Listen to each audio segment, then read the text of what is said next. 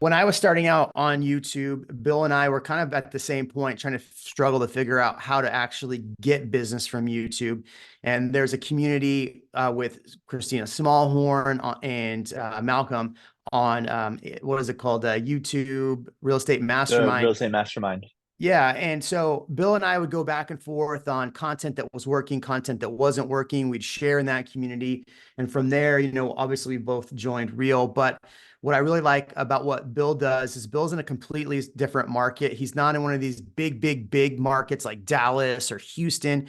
And so he's creating content around his niche that's actually working and getting him business. So I'll let Bill jump in and talk about how much business he's getting and what that looks like. And as we go through, please drop comments in the comment section and ask questions because I will get to these. I think it's really important that we make this a collaborative mastermind. So all the questions you have, concerns, drop those comments in. Bill Olson, welcome, buddy. Hey, thanks for having me. Yeah. I'm happy to be back with Yes. you. Uh, Yes. Third time, the trifecta, hat trick. Mm-hmm. So to walk us through some of the business that you're getting from YouTube, and then I want to get into a lot of people want to know about the content that's actually working. I've got content that works for me, but I think it's really important to hear from multiple people. So what are you doing on YouTube and how's that looking for business wise? So, in the past, I'd say 4 years, 3.5 years that I've been closing business on it. We're at about 25 million in total sales with a whopping $0 of ad spend. We won't talk about how much I spent on cameras and everything else, but $0 on ad spend. Um, and yeah, like Jeremy said, like we both started at the same time, kind of, but completely different market. So I'm in Charleston, which is much smaller than Austin. And I bring this up because there's times when I look at like Jeremy or we look at the Ken Pozeks and we're like, wow, they have like 30,000 subscribers. Like I wish I could be there. But look at someone who's in a market the same size as you. Look at Misha. If you don't know Misha, he's in Warner Robins and he gets business and he has like 2,000 subscribers because there's like 5,000 people that live in that town. So don't compare yourself to everyone else because of your subscriber count. I just want to kind of preface with that because I think too many people look at that number more than anything. It's just a vanity metric. So, So what are the metrics that actually matter then? Because this is something I tell agents all the time as well. And I think it's really important to understand. But what metrics, if you're doing YouTube, right? And let's say you're, if you're doing YouTube right now, drop your subscriber count where you are subscriber count. If you're brand new, just write in the comments, brand new. But what metrics should they actually be looking at when they're starting a YouTube channel? So a few people are saying brand new, brand new, brand new. What are the metrics that they should be looking at as far as growth goes? so I mean, views is a big one to look at. It's not the end all be all, but you should look at views in the sense of if you're getting more and more views each time, then that's all that matters. So if you post a video and it gets 5 views and your next one gets 10 and your next one gets 20 and your next one gets 25, like that's growth. And that's fine. Like don't be discouraged with that, but if you get like 100, 50, 25, like that's when it matters too. But don't look at the overall number because we've been programmed with Instagram and TikTok that you post a video and it gets 100,000 views and you're like, woo. But then you spend all this time on a YouTube video and it gets 50 views. But what you want to look at is how long those people are watching. So on Instagram, you might get 100,000 2-second views, or you could get higher intent 50 views at about 5 minutes. So the two big things that are important are going to be how long people watch your video, because that means they're enjoying it, they're getting the information that they want out of it, and how many people are clicking on the video in order to get to that point. Okay. So if I'm looking at my videos, right, and I'm only getting right now 50 to 100 views, right? A lot of the people are brand new in here, 90 subs, 99 subs. Donna's at 1100. Rebecca White said she's getting about 800 to 1,000 views. So do me a second favor as we ask the next question to Bill. Of your view count right now or subscriber count, how much business are you getting from your channel? If it's zero, write zero. Just, or if it's a lot, tell me in the comments. I'm curious. So, all right. So I'm creating this YouTube content, right? And I'm getting, let's say 100 to, 150 views on my videos. And let's say my view duration. So if you look on the video analytics, my view duration is like 2 minutes and it's a 10-minute video. What should I be doing to create content that's creating that viewer count to go longer? So I'll preface this this question for you that are new. So your view count, so if you make a 8-10 minute video, whatever it is, and people are watching only 20% of it, that's really low. You really want people over the 50% mark. Okay. So you really want people at Unless minimum the video is 50. like 30 minutes.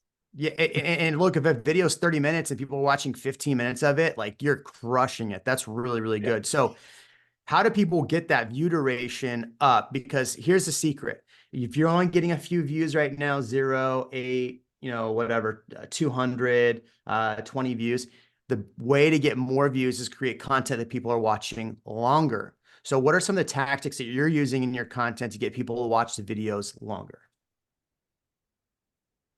So first with that retention. So when you go into your analytics after a video has been up, there's going to be what's called a retention graph, and it's going to show you kind of like where people drop off. You're going to have some dips and some spikes.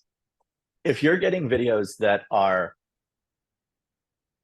you're seeing like, okay, after 20%, like everyone's dropping off every single video.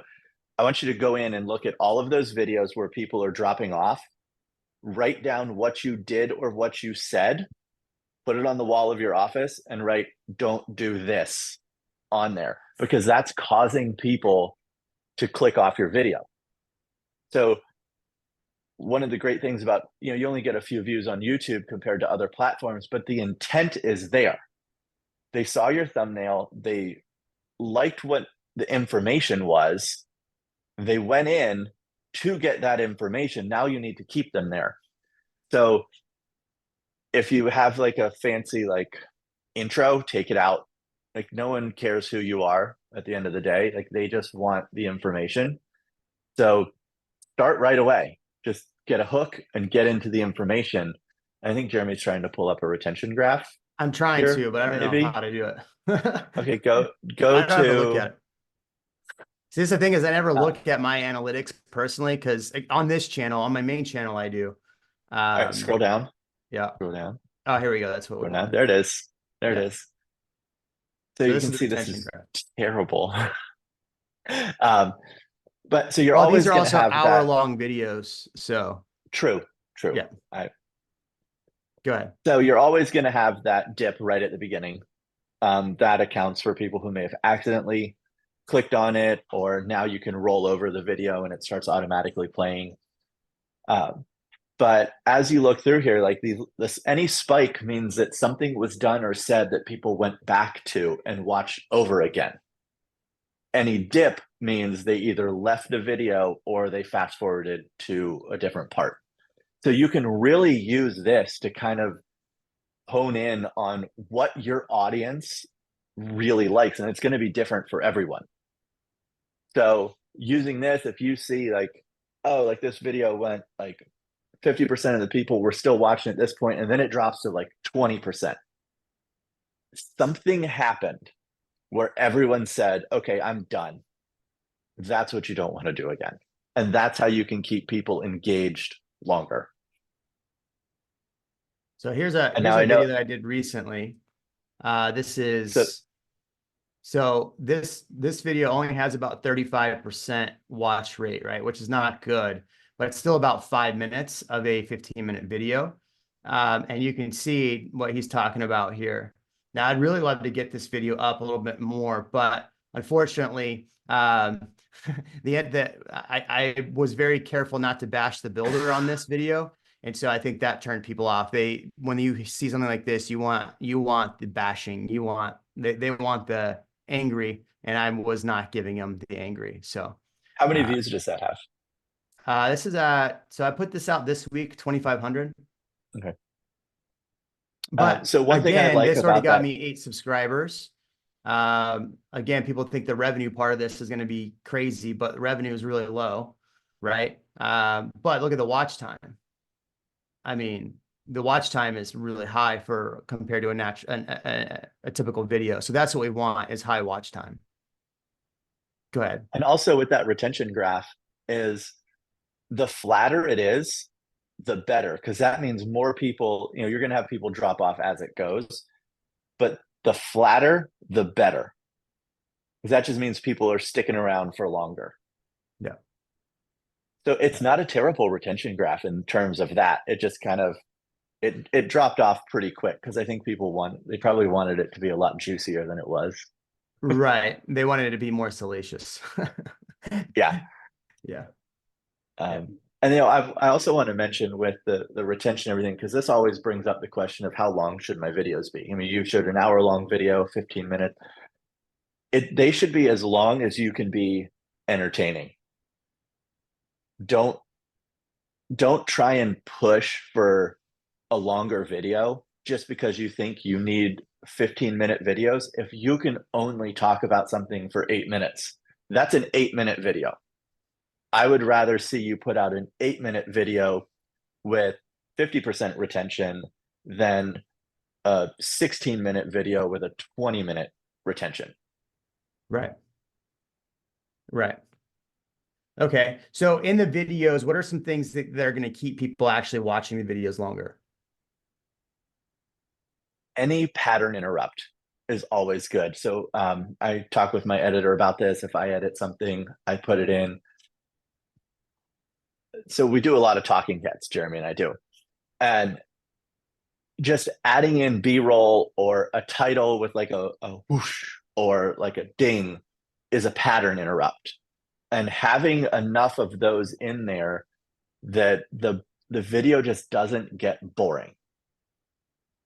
Even if it's a boring topic, and there's something called like a punch in. So like if you're talking like this and you make a point, you can just punch it in, make your point like this, and then go back to it. So, and it jumps real quick. So you're like not actually moving, but anything that just kind of moves that camera around, like there's a lot of like cues you can do that are nonverbal that just kind of subliminally keep the viewer engaged. Like anytime you watch a video on YouTube, like go and watch anything and start watching how many times the camera changes or something pops up or there's a sound effect, and try and count them. It gets exhausting because there's so many, because the more things kind of move around, the more people will stick around and watch it.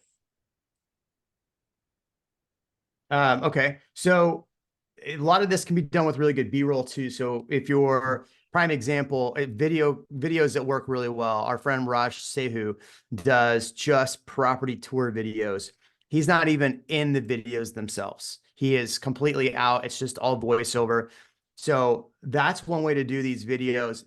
The thing that's interesting with that is you got to do stuff that's going to hit and have good SEO. So a lot of the builder videos work, but with his videos, what he's doing is you're literally touring a home and going through a home, and it's constant movement.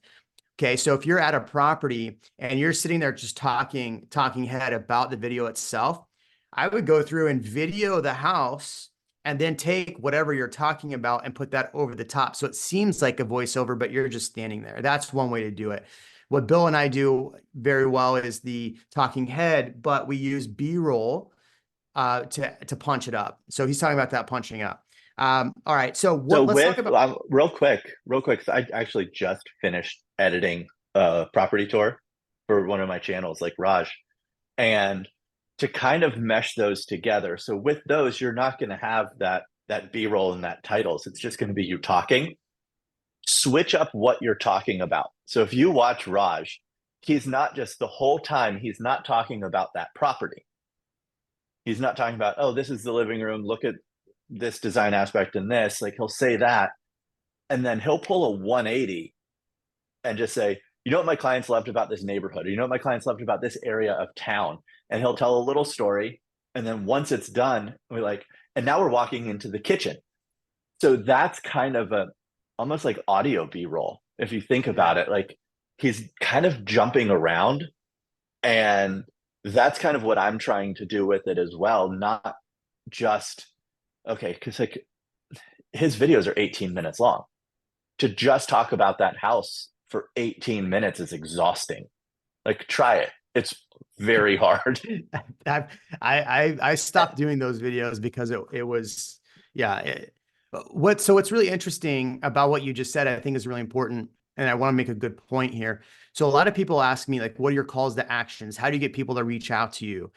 What Bill just said is so underappreciated. And I want everybody to pay attention to this. So if I want to make sure you're paying attention to this, because I think it's a really good point. Drop a 2 in the comment section if you're paying attention real quick, because I want to see if people are still paying attention. And I did ask a question in the comments, what content's working for you? So if there is, okay, here we go. Bill dropped the 1. Thanks. Okay. Do not go out and sell yourself in your videos. Okay. This is, I think, the biggest problem most agents make is like say, hey, I work in the Florida area. I'm going to pick on Adam real quick. I work right outside Sarasota, and this is what I do. I help my buyers and sellers, blah, blah, blah, blah, blah, blah. You should call me. Okay. I'm not saying Adam does that, but I'm just saying, because we were talking earlier. The biggest mistake I think agents make on these videos, they try to sell. We're always told to sell. I would say what's really important what about Bill just said, what Raj does, and what both of us do is that we tell a story about a client experience and what happened with that client, and we say something personable that somebody might relate to. And then they use that as a way like, man, this Bill guy just said that he had clients that moved from Seattle and that they really liked this floor plan because it was natural light. And they really liked that it looked out and it was this far from Charleston. And this is what the buyers liked. Because if I'm searching and I'm a buyer, right, and I don't know where I want to be, but Bill's telling me about how somebody else really liked that, I'm more adapt to now trust Bill and reach out to Bill. And so telling a story like, perfect example, if you're doing a neighborhood review, right? Hey, this neighborhood is this. We just had clients buy a house in here. Here was the price, whatever. And now look, you're going to say, but what if I'm new to real estate? We'll talk about ways to get around that in a second. If you are new, and just say, I'm new, what to do, and we'll drop that comment in and we'll get to it. But what are some of the other like stories or other ways, Bill, that you've had a sneaky call to action in your videos?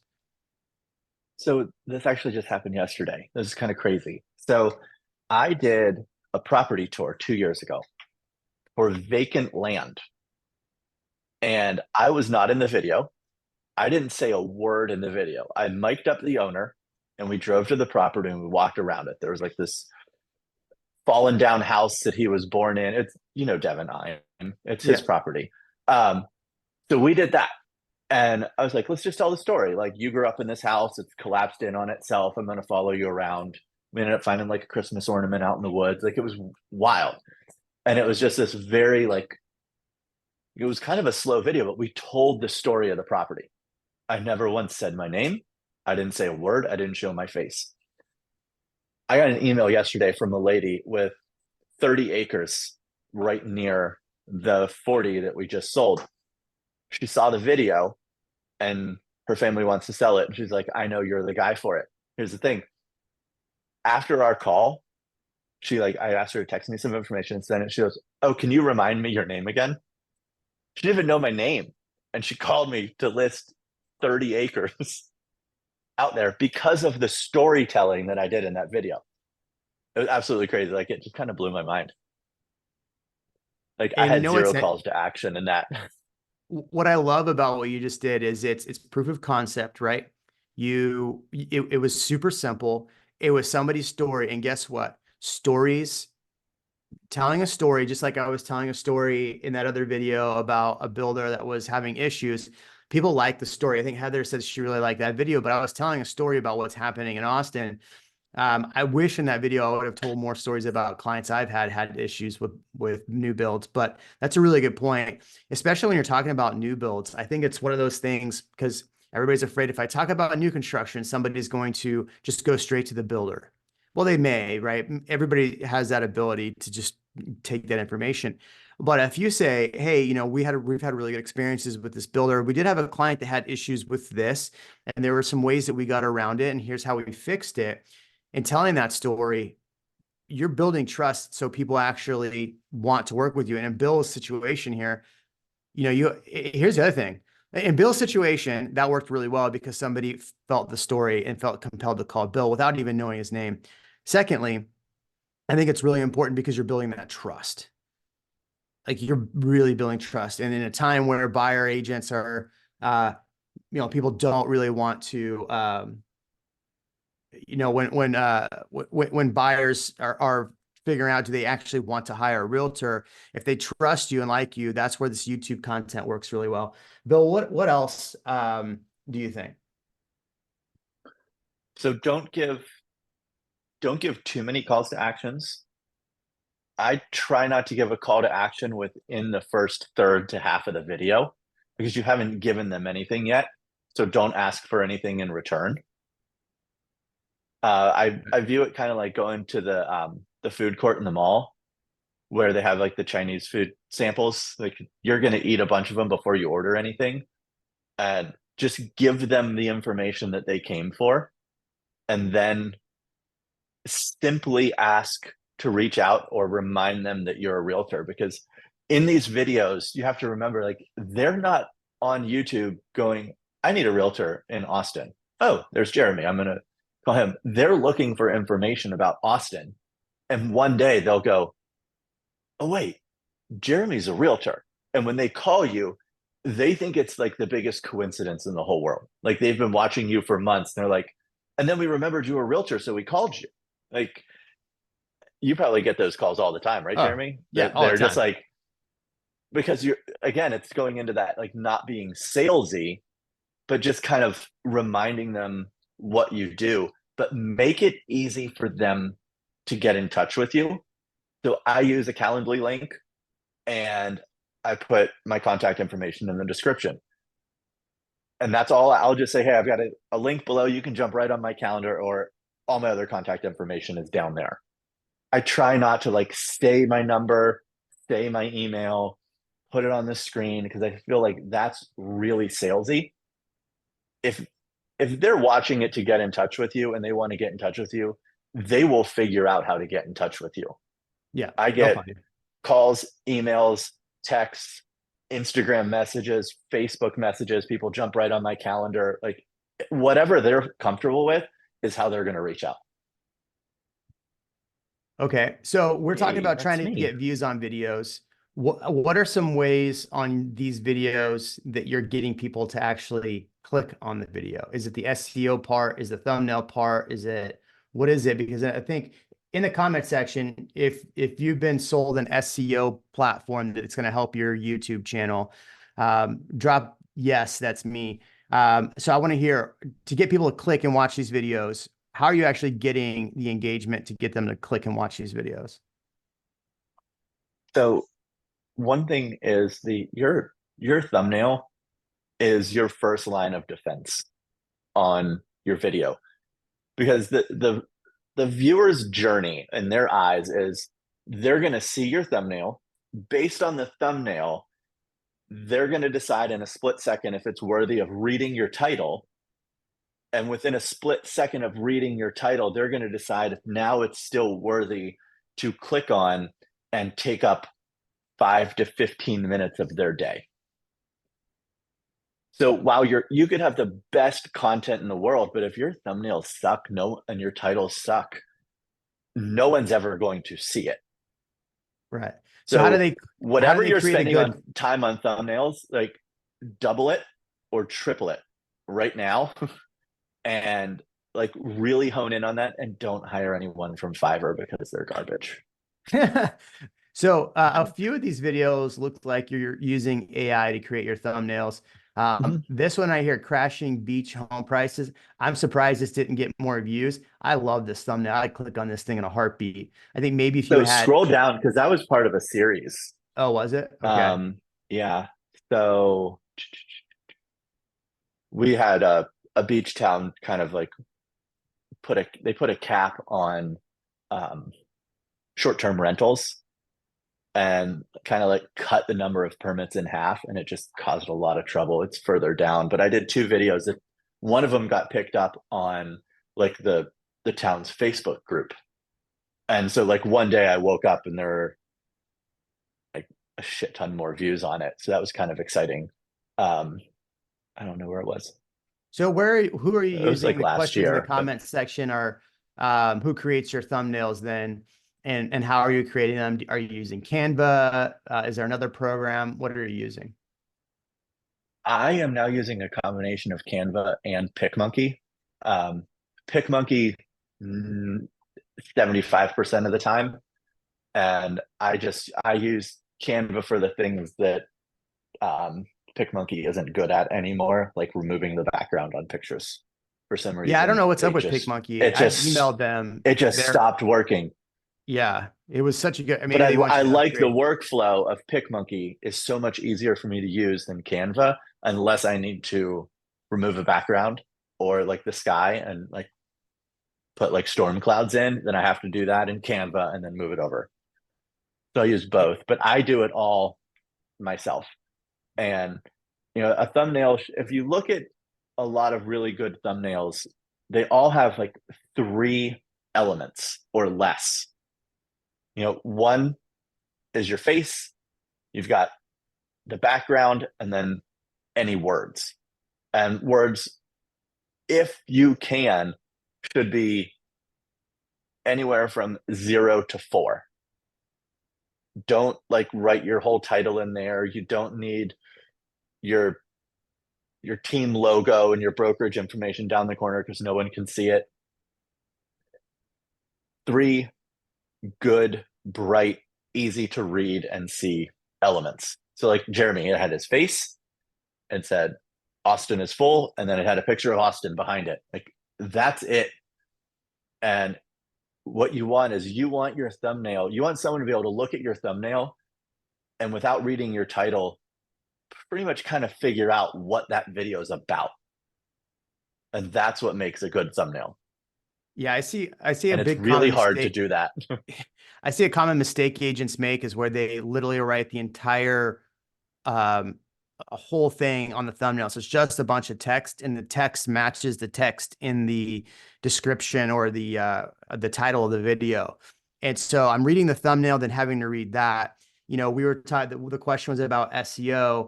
Donna said she'd hired somebody for SEO. The challenge I find with SEO and what Bill and I both have done is we don't even use those companies at all. The SEO, I think, is not the most important part personally. I think having a really good thumbnail, having a really good title, because if I were to search Charleston, South Carolina, realtor, right?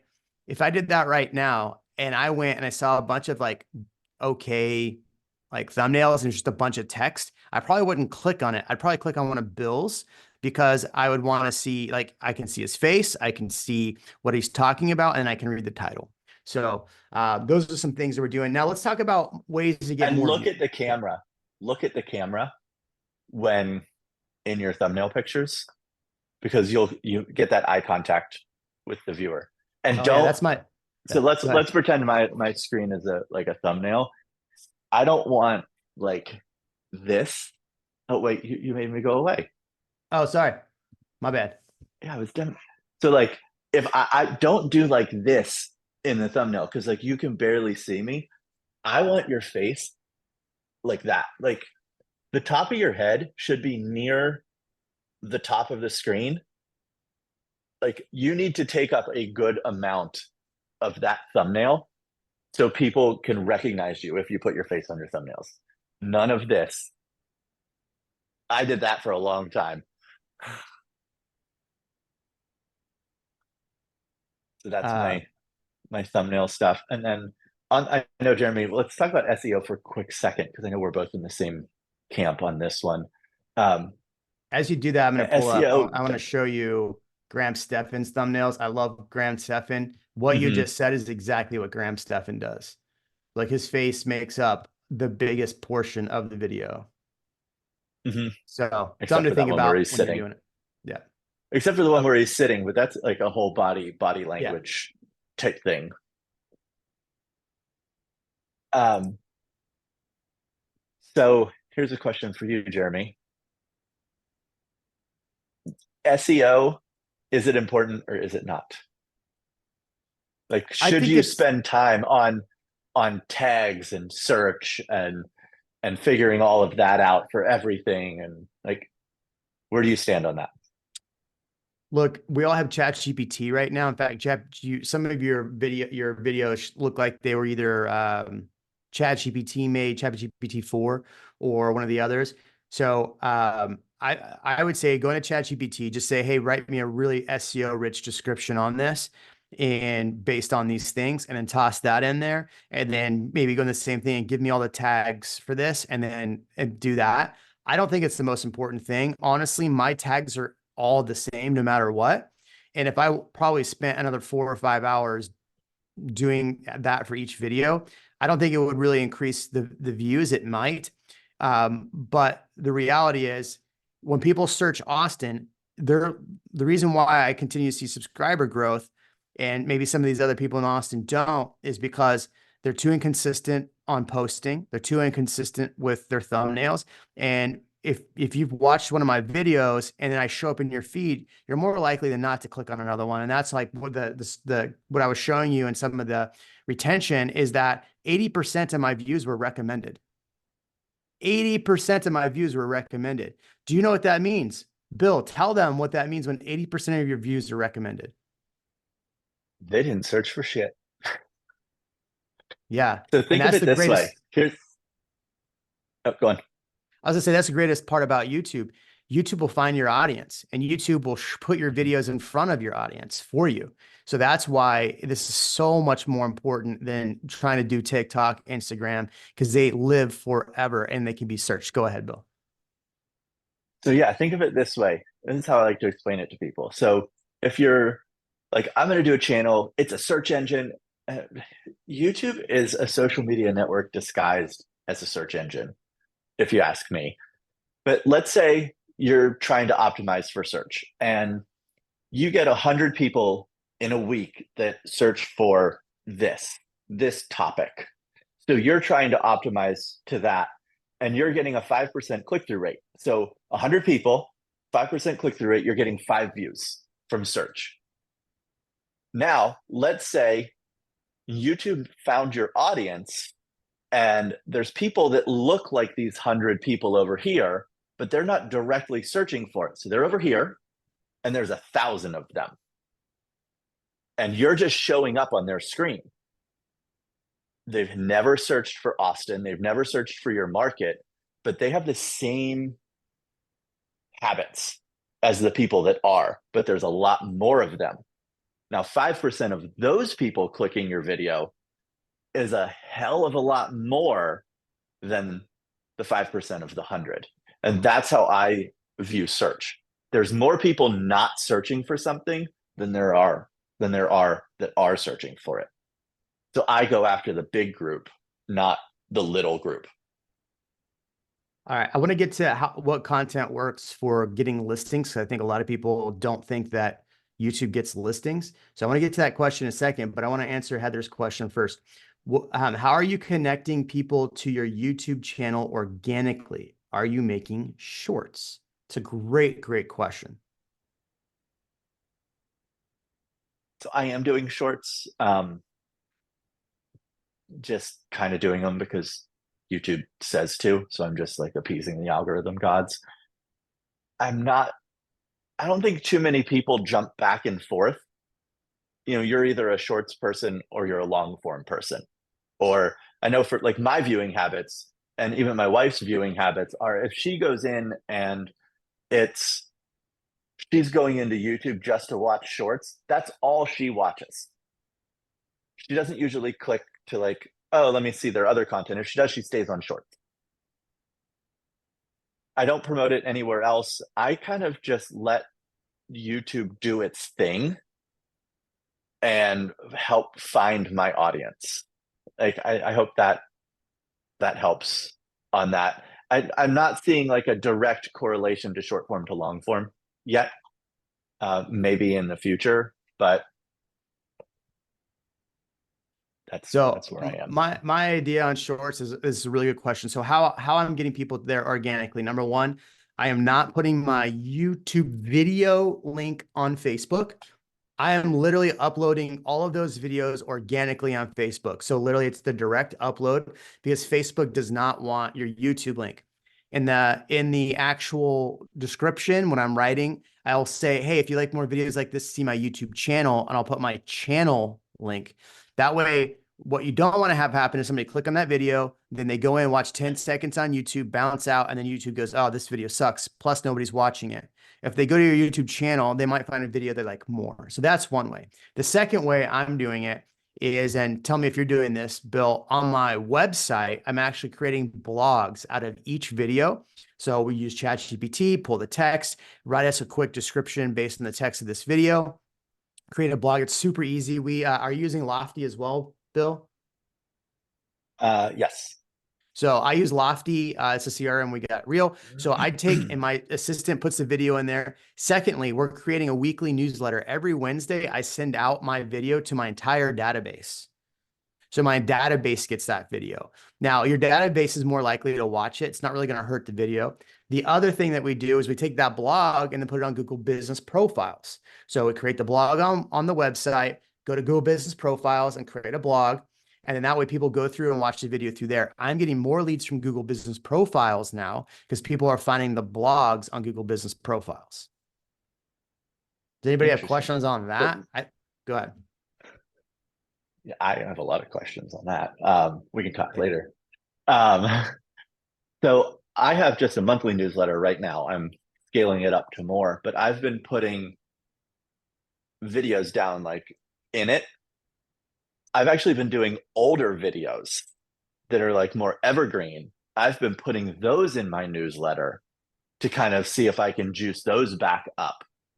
So I'm not doing like the most recent video doesn't go in my newsletter. It might be a week or two old or further to see if I can bring people in onto older videos.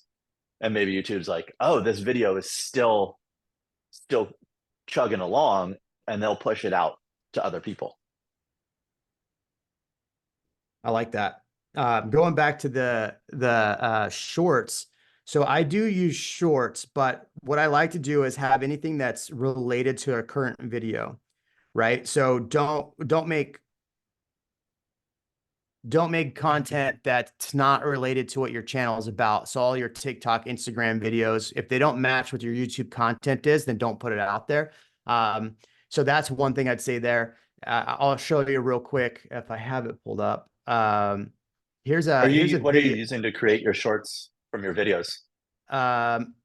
So my videographer is creating a lot of the shorts, but here's an example. So I had that video about the abandoned neighborhoods. This one had 7,500 views, got 11 subscribers. And basically it was the beginning of my, it was the beginning of that video. And then just a couple quick pieces, cause I want to make sure that people didn't actually go into the neighborhood. So I put some verbiage in there, make sure we had some verbiage showing like, I don't want people going in this neighborhood. The same video had like 20,000 views on TikTok, right? But this is directly out of that video. So I would just cut shorts. What are you using to cut shorts? Because I just honestly just put the video into Final Cut Pro and I edit from there. But you can use Munch, AI, or IO. You can use what else do you use to cut them? I've been using Opus Clips, and I really like it. So if you don't have an editor who's, or sometimes it can be hard to cut the video down yourself if you don't have the time, like get Opus Clips, you put the link to your YouTube video in, it pulls the video, and it'll spit out 10 different shorts.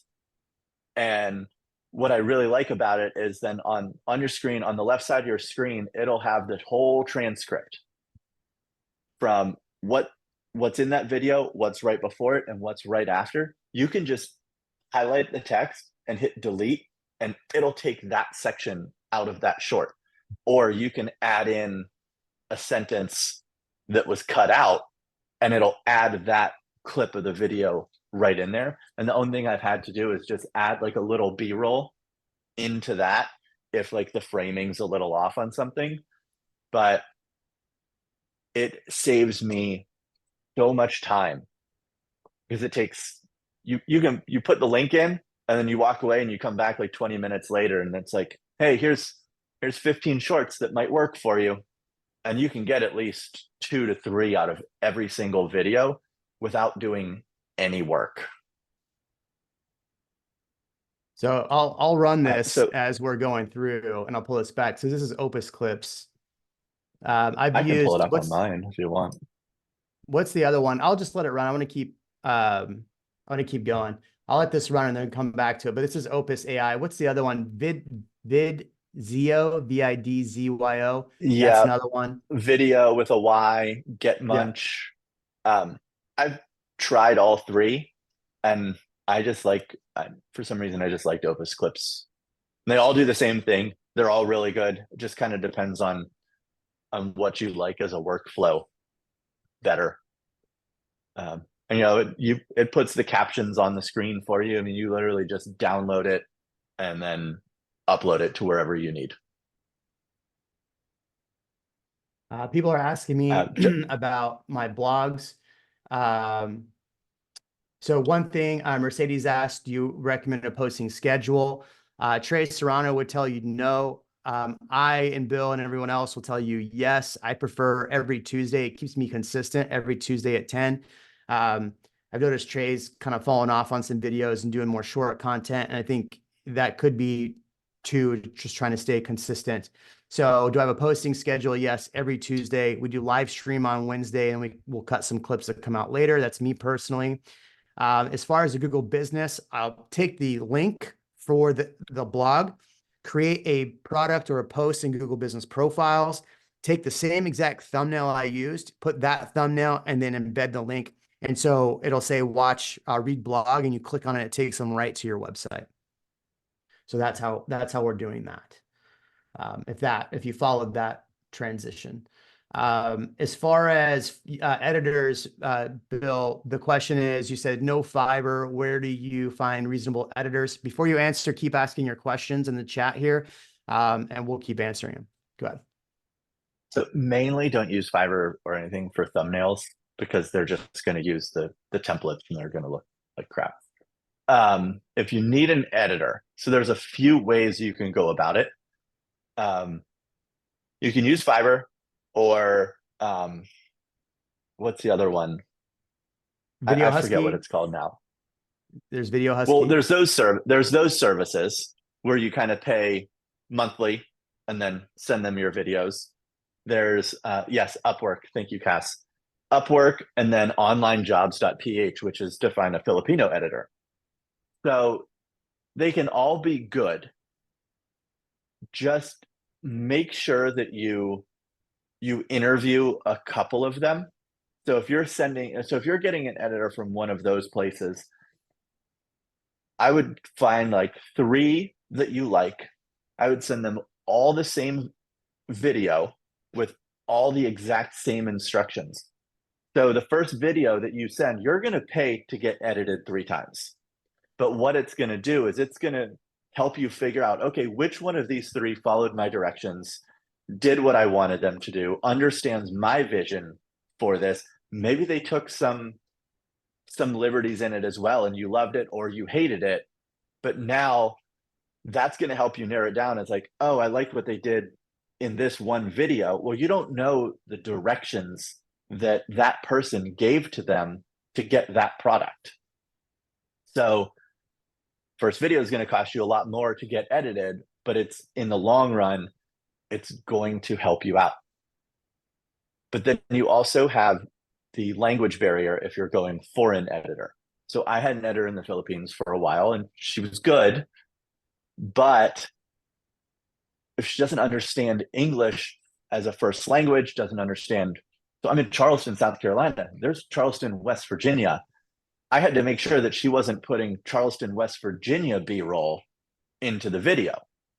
I was cutting down the video to what I wanted and then she did everything else. So for me, it was actually more work to save money. And then now I have an editor who lives in Michigan whose dad is a realtor with Real. And it's great because he knows real estate. He knows what he's talking about. I give him zero direction on it and he understands what to do. With someone like that, like ask someone who their editor is. I mean, like, hey, are they taking on more clients and what do you pay them? Like, that's a good way to find an editor like that. You're going to pay more, but you're going to get a better product in the end. So just ask people who their editor is. So the other way is to go to whatever local college is around you, junior college, whatever, and find out who the video teacher is or whoever that is. I've actually had people reach out and say, hey, you should talk to such and such. And he sent, one of the guys sent me like 4 students and I interviewed some of them and hired one a while ago. I just brought in a full-time guy and we went to Wise Hire and just made a post on Wise Hire.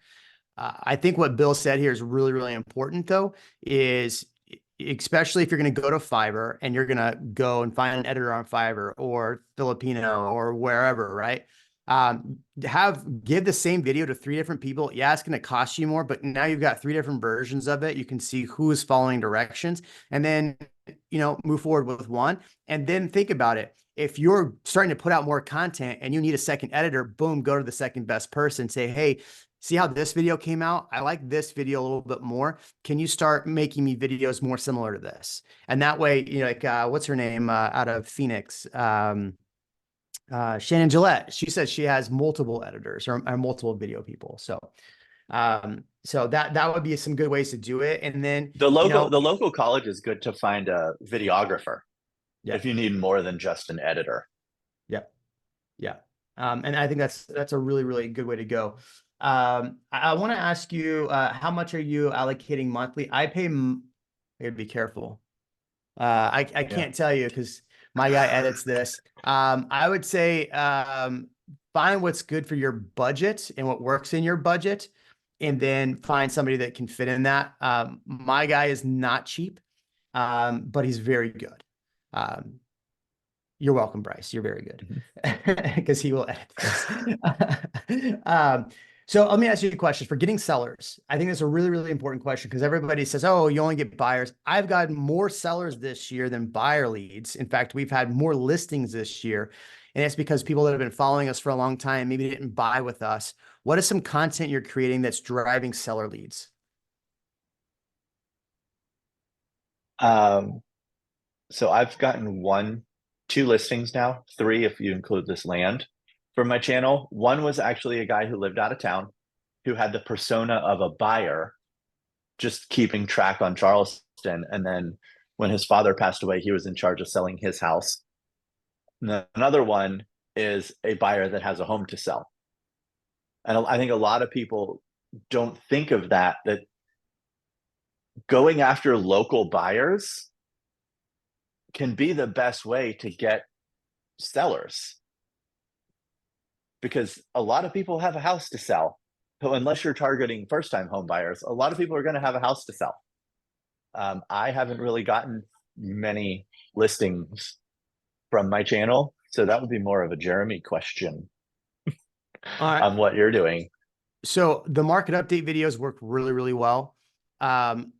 When you're talking to or about a specific group, or let's say you're making a video that's very buyer focused, I would say, hey, if you're thinking about selling and this is a neighborhood that is interesting to you, you may want to pay attention to this video. That's one way. You have to speak to who your audience is, right? We always talk about visualizing and saying who your audience is. Sorry, lights kill my eyes. What I recommend is when you're talking about in a video, I literally would say, hey, homeowners that are potentially going to be selling, this information is really important to you. So I would really hope that you would pay attention to this video. And now their ears are going to perk up, especially when you're talking about how crappy the market is, right? Hey, like in Austin, there's a lot of inventory. hey, buyers, this is really, really good information for you. But if you're a homeowner going to be selling soon, you want this information as well, because these are the people that are going to be negotiating against you. Hear what they're saying, because now those people are going to go, well, if Jeremy's going to be negotiating against me or the buyer, why don't I just hire Jeremy to negotiate against the buyer? And we literally had someone who lives around the corner from me. It was great because I talk a lot about my local area.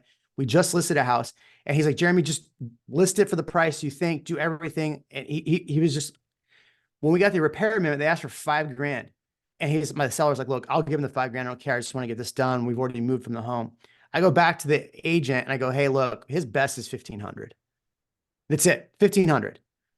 And the guy goes, all right, fine, 1,500. And I go, hey man, I'm sorry, I couldn't get you the $5,000. And he's like, what? I'm like, we got you 1,500 off instead of $5,000. So I saved you 3,500 bucks. And he's like, that's why I hired you. Right. He was willing to give up the $5,000. So I think it's really important. And then once that home closes, that's going to be a story I tell about that specific client, what's that going to do? That's going to drive more homeowners to me. So a really good client there.